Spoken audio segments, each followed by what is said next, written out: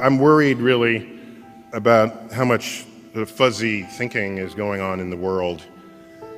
Fuzzy thinking, people just not thinking straight. Consider this following example. Imagine you have a spelling bee. This is contrived, but it makes the point. There's a spelling bee, and you have to spell the word cat. Okay. So one student spells it C-A-T. Person got it right. The next person spells it K-A-T. That's wrong. You got that wrong. Okay. Third person spells it X-Q-W. Do you realize that is marked equally as wrong with the K-A-T? When you could argue that K-A-T is a better spelling for cat than C-A-T. Dictionaries know this because that's how they spell it phonetically. And so we've built a system for ourselves where there's an answer and everything else is not the answer, even when some answers are better than others. So our brains are absent the wiring capable of coming up with an original thought.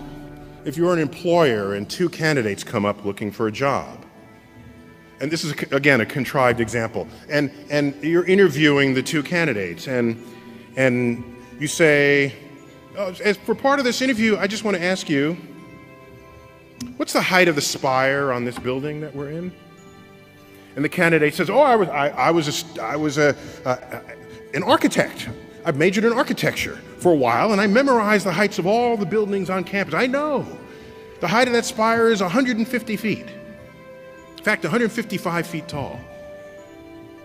Okay, turns out that's the right answer. That's the right answer. And the person came up with it in seconds. That person goes away, the next candidate walks in. Do you know the height of the spire on this building? The candidate says, no, but I'll be right back. Person runs outside, measures the length of the shadow of that spire on the ground, measures the length of her own shadow, ratios the height to the shadows, comes up with a number. Runs back inside, it's about 150 feet. Who are you going to hire?